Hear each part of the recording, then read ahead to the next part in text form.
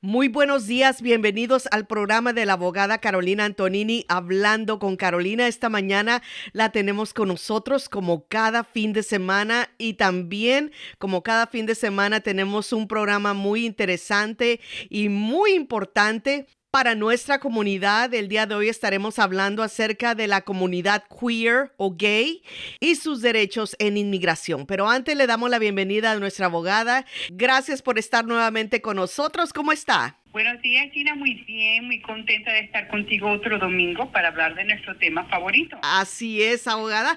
Pero también quiero preguntarle acerca de su oficina, que nos comparta un poquito de información sobre en dónde está localizada, qué es lo que hacen, cuáles son los casos que tratan, en fin. Con gusto. El primero, para hablar con nosotros, puedes llamar a hacer una cita. Nosotros tenemos consultas en persona, por video o por teléfono. Y el teléfono es 678-956-8600. 678-956-8600. Mi oficina está en la 2751 de la Beaufort Highway, directamente enfrente de las oficinas de la Asociación Latinoamericana. Nosotros tomamos casos únicamente de inmigración. En nuestro bufete manejamos todo tipo de casos migratorios, de deportación, familiar, perdones, detención, atletas, artistas, gente de negocio, visa de trabajo, todo tipo de casos, pero únicamente de inmigración. Muchas gracias, abogada. Como mencioné, este programa creo que es muy importante tratarlo porque a pesar de que todavía hay muchos obstáculos para la comunidad queer, es importante que reconozcamos que las cosas han cambiado muchísimo. Para empezar, aquí en Estados Unidos y en muchas partes del mundo, pero aquí en Estados Unidos ya es legal que dos personas del mismo sexo puedan casarse y puedan tener los mismos beneficios. Entonces, yo creo que es importante que hablemos acerca de esos beneficios cuando se trata de inmigración, porque me imagino que también ahí han cambiado. Sí, es increíble. Me alegré mucho cuando la Corte Suprema, ya hace varios años, sancionó el matrimonio gay en los Estados Unidos finalmente. Jamás pensé que eso ocurriría en mi vida. Estaba tan, pero tan feliz por la comunidad queer que ahora tiene, en ciertos sentidos, los mismos derechos que cualquier otra pareja, pero por supuesto, en muchos otros sentidos todavía tiene que batallar tanto para el respeto y la dignidad que se merecen. Así es, abogada. ¿Cuál es su experiencia representando a miembros de la comunidad queer o gay en casos de inmigración? Sí, yo llevo muchísimos años trabajando con la comunidad queer. ¿Por qué? Porque muchas de las leyes le aplican a ellos igual que le aplican a todo el mundo, por supuesto con ciertas diferencias que han pasado en los últimos años, pero llevo muchos años trabajando con la comunidad queer en todo tipo de casos, casos felices, cuando hay peticiones familiares, casos tristes cuando la persona está siendo perseguida por ser queer, en casos tristes cuando la persona es abandonada por su familia, en casos maravillosos cuando la persona se hace ciudadano. Entonces, por muchos años y en todo el esquema migratorio he trabajado con la comunidad queer y con mucho orgullo y comprensión porque esa es una comunidad que, de nuevo, adicionalmente a los logros que hemos tenido en los últimos años, es una comunidad que tiene que batallar mucho para simplemente ser vista o tratada de una manera igual. Hablando de eso, abogada, por ejemplo, ¿habría diferencia en el enfoque legal al trabajar con esta comunidad, a diferencia de otros grupos, por ejemplo? Sí, y para mí, tú sabes, el ser sensitivo a las necesidades que tiene la comunidad también, por ejemplo, muchas veces tengo que trabajar con personas cuyas familias no saben y la persona no quiere que la familia o la comunidad sepa. Otras veces llevo tiempo trabajando con una persona cuando finalmente la persona se siente con la libertad de decirme que es miembro de la comunidad queer. Sí. Otras veces tengo que lidiar con personas que llevan mucho trauma emocional, trauma físico. Entonces, tú sabes, igual que con todo el mundo tiene cosas diferentes, pero en la comunidad queer uno tiene que ser específicamente más sensitivo y abierto a reconocer el trauma individual que tiene esta comunidad y el hecho de que para mucha de esta comunidad tú tienes que forzar una relación de confianza primero, Claro. antes de que la comunidad esté dispuesta a sentirse que tú puedes ayudarlos con mucho amor y aceptación y sin juzgar del tipo que sea. Entonces, a mí me ha encantado mucho trabajar con la comunidad queer. Me siento muy contenta que me da la confianza porque siempre me he considerado una aliada en dos maneras. Número uno, porque como humana no entiendo por qué un grupo dice que el otro grupo no merece trato digno igual. Pero específicamente cuando las personas están siendo maltratadas o mal vistas por algo que es en realidad parte de su esencia que no puede cambiar. O sea, si tú eres gay, tú eres gay. ¿Qué puedes hacer acerca de eso? Nada. A pesar de toda la gente tóxica que diga que se puede cambiar, que es voluntario, no lo es. No se puede forzar. Entonces, imagínate que alguien me dijera a mí, Carolina, por ser mujer, por tener la nariz grande, tú sabes, o cualquier cosa, Claro. de que yo voy a ser maltratada, eso es ilógico y entonces estoy muy contenta de poder tener una parte en otorgarle a esta comunidad ciertas garantías y cierta justicia. Qué bonitas palabras, abogada. Es la abogada Carolina Antonini esta mañana. Vamos a hablar acerca de inmigración y la comunidad queer. Abogada, ¿existen programas especiales de inmigración diseñados específicamente para apoyar a esta comunidad? No existe ningún programa específico o especial para apoyar esta comunidad. Uh-huh. Todo lo que esta comunidad tiene es básicamente lo mismo que el resto de las comunidades tienen. Sí han habido ciertas decisiones y ciertas cosas que se han decidido en el sentido de que el gobierno o las cortes han decidido que la comunidad queer es incluida en algún programa como todas las otras comunidades o como todas las otras personas, pero no se ha creado ningún tipo de programa, amnistía, parol, permiso, nada en absoluto que es especial para esta comunidad, lo cual puede ser bastante problemática dadas las necesidades de esta comunidad. ¿Y cómo pueden las parejas queer aplicar para visas familiares? ¿Se puede hacer de la misma manera que, por ejemplo, personas o parejas heterosexuales? Sí, asumiendo que ellos están, o sea, una persona se puede casar Uh-huh. con una persona de su mismo sexo, sexo biológico, y ese matrimonio tiene que ser y es observado y respetado por inmigración. Y eso es uno de los cambios más significantes de la ley migratoria, Sí. donde de repente tenemos matrimonios gay, los cuales por muchos años no habían sido aceptados, y ahora son básicamente matrimonios que son completamente aceptados en este país. Ahora, el problema no es tanto para la persona gay que se casa aquí o se casa en un país donde se permite el matrimonio gay. El problema viene para personas que están en otros países, ¿verdad? Sí. Otros países donde no existe el matrimonio gay, no es legal. Y entonces esas personas, para poder ser pedidas por sus parejas, tienen que casarse en un lugar donde nosotros tenemos una relación binacional o multinacional y en un lugar donde el matrimonio es visto como un matrimonio formal. No simplemente una unión, sino un matrimonio. Muy bien. ¿Y qué tipo de documentación adicional se requiere para demostrar una relación legítima, abogada? Lo mismo que con una relación, vamos a decirle, tradicional, por Sí, falta claro. de otra palabra, ¿verdad? Sí. Uh-huh. Inmigración requiere exactamente el mismo tipo de evidencia para una pareja straight que una pareja gay. Lo mismo, tiene que comprobar que tienen una relación en buena fe, viven en el mismo lugar, tienen sus finanzas mezcladas, hacen cosas, son conocidas como parejas, hacen impuestos juntos, ese tipo de cosas, viven en el mismo lugar.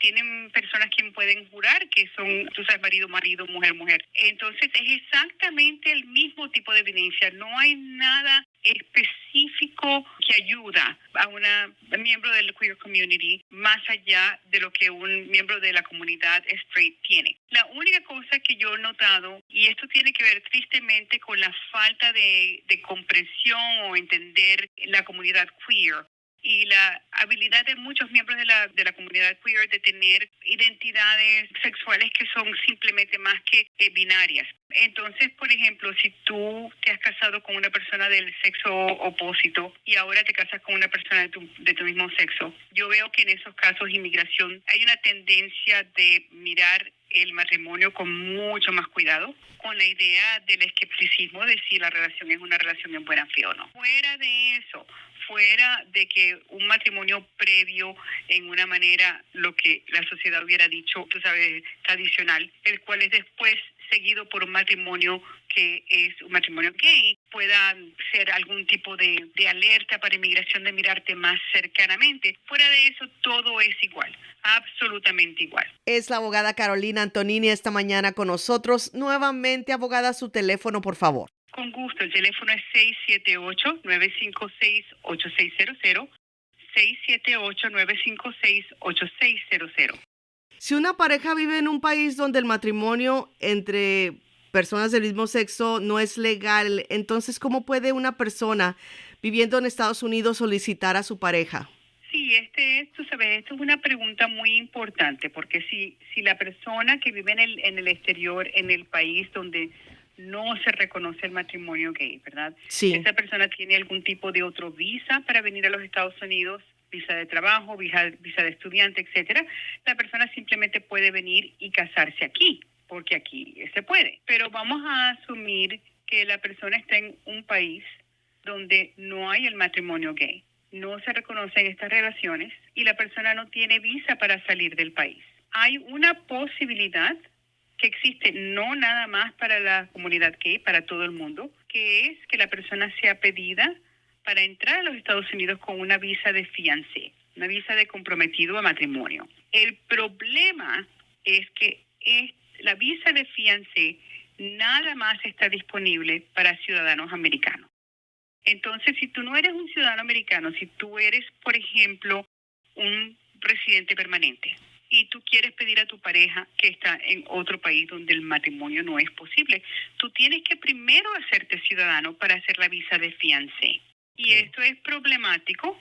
¿Por qué? Porque muchos residentes tienen que esperar años para hacerse ciudadanos, otros no pueden hacerse ciudadanos por X, Y o Z, lenguaje o lo que sea, y eso pone en realidad un estorbo a sus planes muy grande. Otros ejemplos, cuando tú estás, vamos a decir que tú estás aquí con una visa de estudiante o una visa de trabajador temporal, y tú quieres que tu pareja venga como tu derivante, Sí. y para derivar de ti tiene que ser tu esposo o tu esposa. Entonces, si no puedes ir a su país para casarte y no puedes venir para acá porque no hay visa para venir, porque hasta que sea tu esposa no puede venir, hay otras cosas creativas que se pueden hacer. Por ejemplo, si esa persona puede viajar a un tercer país donde sí es posible el matrimonio, pero muchas veces eso no es posible.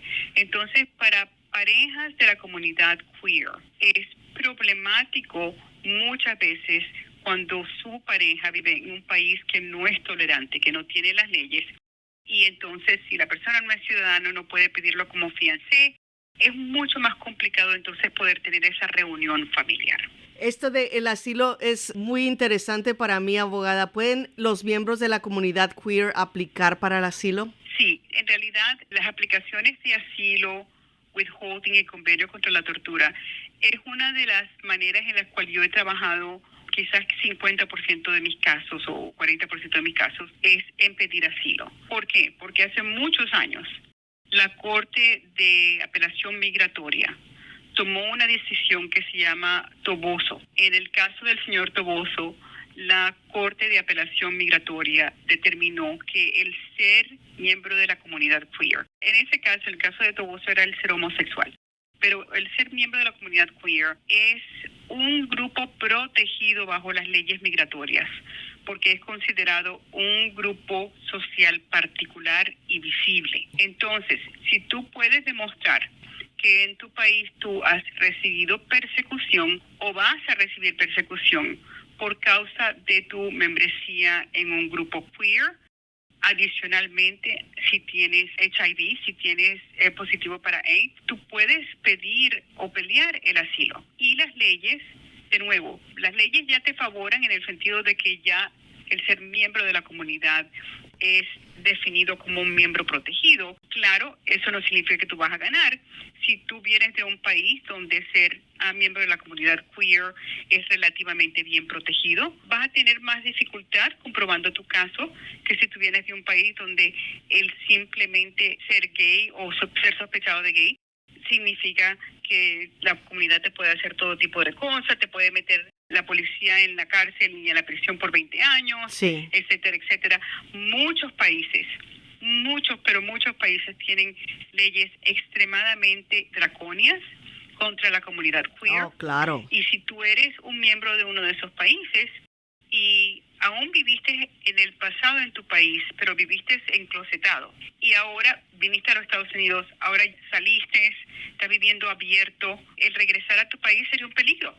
Y entonces estos son casos de asilo los cuales definitivamente valen la pena discutir y pelear. Abogada, en su experiencia, ¿qué pruebas son más efectivas para demostrar esta persecución? Las pruebas son no muy diferentes a las pruebas de cualquier caso de asilo. Todo depende del caso. Puede que la persona tuvo algún tipo de interveniencia médica porque lo golpearon, atropellaron, o sea, las cosas que yo he visto que se le han hecho a todo el mundo, toda la oposición fuera del país, pero particularmente en situaciones de la comunidad queer son terribles. Entonces, a lo mejor tienes algún tipo de evaluación médica o récord de que fuiste al hospital. Muy poco se tienen los reportes de policía, porque en muchos de estos países el gobierno o la policía es aliado al anti-gay. Muchas veces son mensajes, muchas veces son arrestos falsos o arrestos bajo leyes que existen en estos países,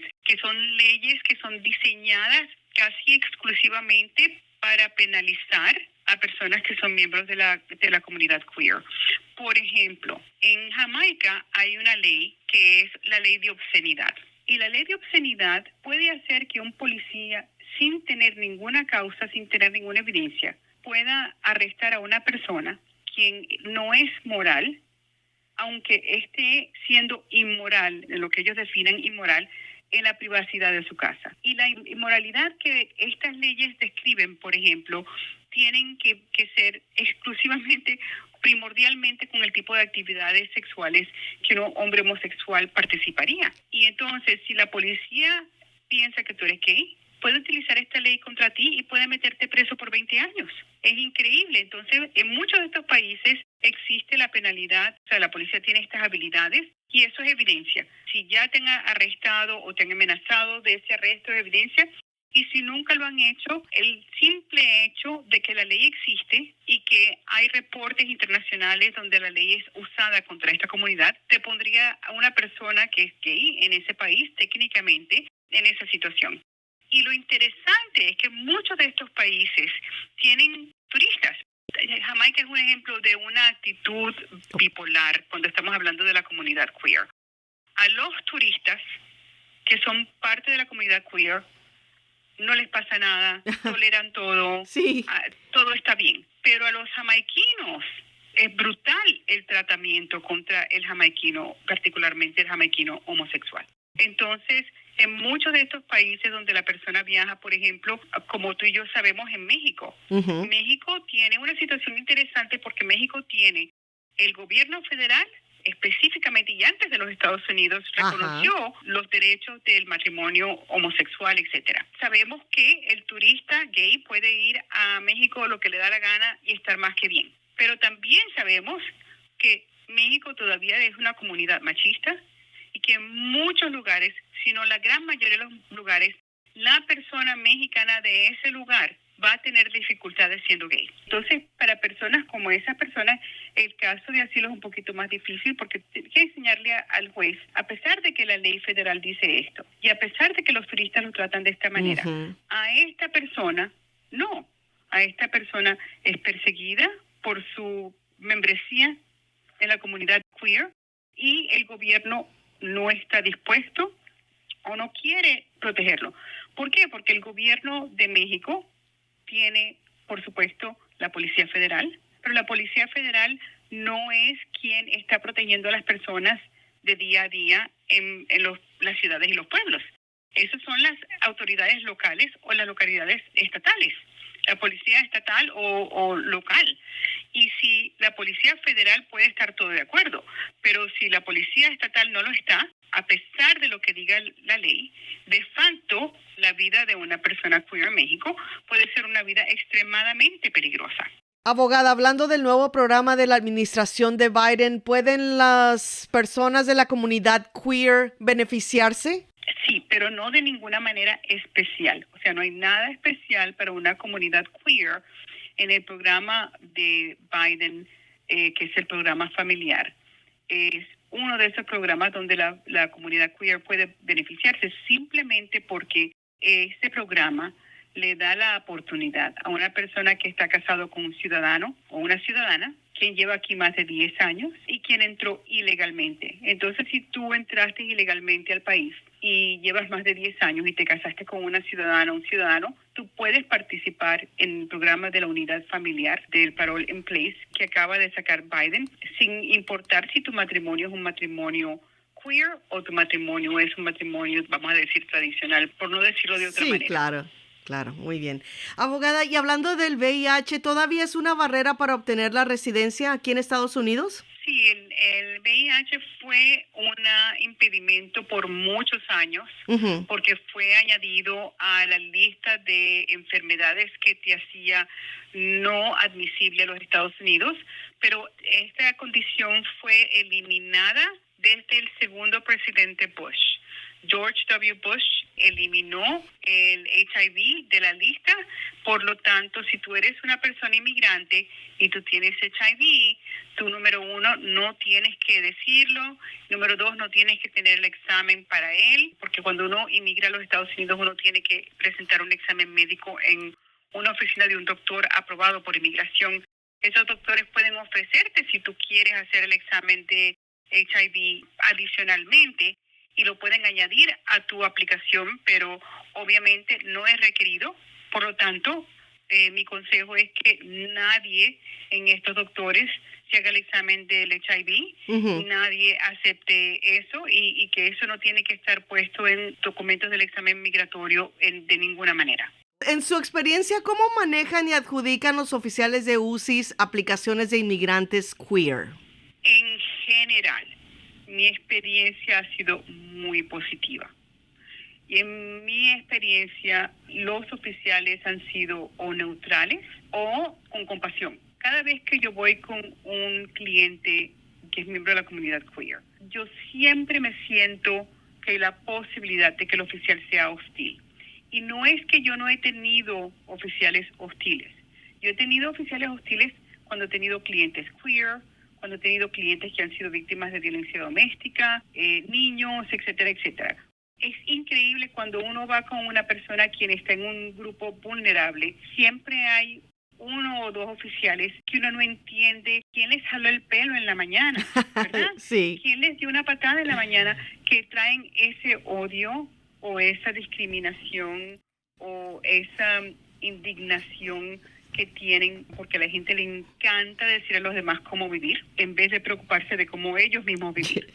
Entonces, de vez en cuando yo he tenido que llamar a un supervisor porque he visto que el oficial ha sido hostil y ha hecho preguntas indebidas, que son preguntas que son claramente preguntas para intimidar a la persona por ser miembro de la comunidad queer.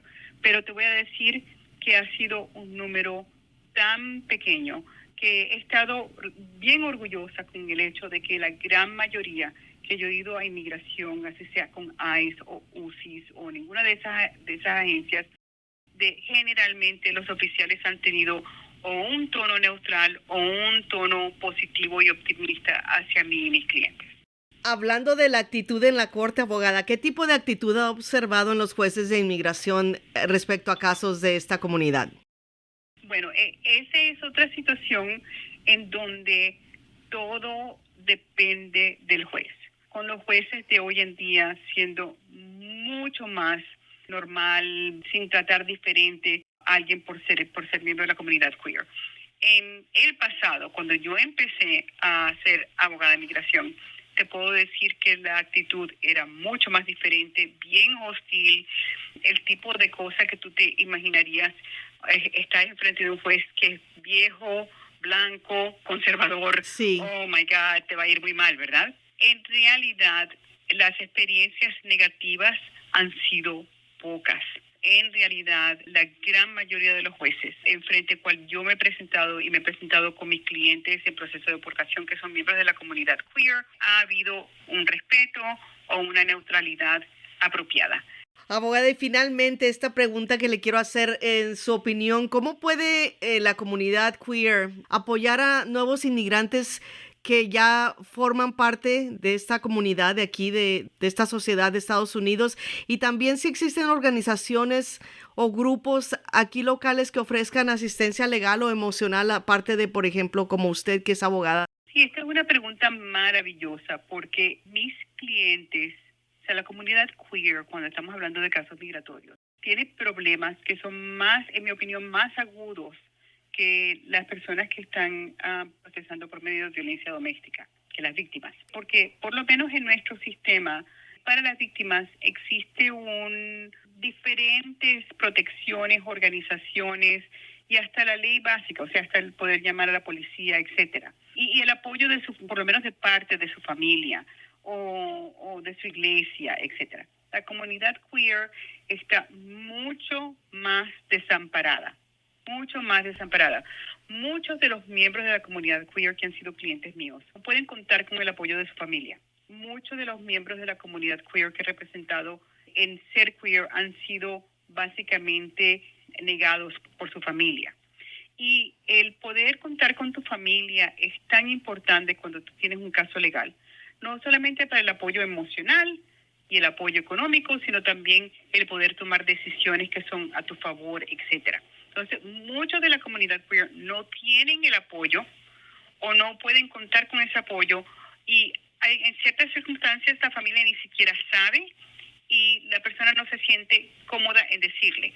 Y por eso es que muchas personas que son miembros de la comunidad queer tienen que formar familias exteriores, amistades, etcétera, que pueden básicamente funcionar como su familia alternativa, donde pueden encontrar el apoyo emocional, moral, económico que se necesita para poder navegar casos migratorios. Entonces, la comunidad queer en los Estados Unidos, quien ya está aquí, quien es residente, quien es ciudadano, puede tomar un rol muy grande porque son ustedes básicamente su familia. Uh-huh. Si no tienen el apoyo de ustedes, es muy difícil para esta comunidad poder presentar su caso o poder emocionalmente lidiar con todo esto. Especialmente en Georgia, porque nosotros no tenemos en Georgia grupos, organizaciones que específicamente dicen, ok, yo voy a representar a los miembros de la comunidad queer en inmigración. Aquí en Georgia no existe. Hay organizaciones nacionales que son súper buenas, porque esas organizaciones entonces pueden decirle, mira, en Georgia estos abogados son queer friendly, son abogados que representan a la comunidad. Bueno, ahí sí tenemos que progresar un poquito entonces, abogada, porque sí es súper necesario. Con todo grupo inmigrante, porque tenemos muy poca representación en Georgia para personas que lo necesitan, representación gratuita, etcétera. Pero también tenemos que mejorar para ciertas comunidades y en mi opinión la comunidad donde hay más escasez de ayuda por organizaciones de no fines lucrativos dentro de nuestro estado es la comunidad queer. Totalmente. Muy bien, abogada. Bueno, pues se nos termina el tiempo. ¿Algo más que quiera agregar? Sí, si tú eres miembro de la comunidad queer, busca un abogado migratorio que es miembro de la comunidad o aliado, primordialmente para que tú puedas sentirte cómodo en contar tu experiencia. Para nosotros los abogados, no saber cosas como, por ejemplo, que eres miembro de la comunidad queer, es fatal. Yo he tenido casos donde la persona finalmente se sintió la comodidad de decirme, mira Carolina, yo soy gay. Después de haber sufrido por muchos años cuando yo he podido haber utilizado esa información para quizás avanzar o ganar un caso. Y no es por nada porque yo entiendo lo difícil que es confiar. Pero si tú eres miembro de la comunidad queer, tienes que confiar en tu abogado. Tienes que hablar con tu abogado acerca de tu membresía en esa comunidad y cuáles son las necesidades especiales que tú tienes. Pero no te den miedo de que eso sea una información que sea compartida con inmigración. Puede que eso haga algún resultado diferente en tu caso. Fue la abogada Carolina Antonini. Nuevamente su información, abogada, antes de irnos. Con gusto, el teléfono es 678-956-8600, 678-956-8600. También puedes visitarnos en nuestra oficina en 2751 de la Beaufort Highway. Puedes visitar mi página web en hablandoconcarolina.com, y cuando nos llames, dinos cuál es tu pronombre preferido, cuál es tu identificación, que nosotros encantados de la vida vamos a utilizar y vamos a respetar tu identidad. Muchas gracias, abogada. Fue la abogada Carolina. Que pase feliz día. Chao.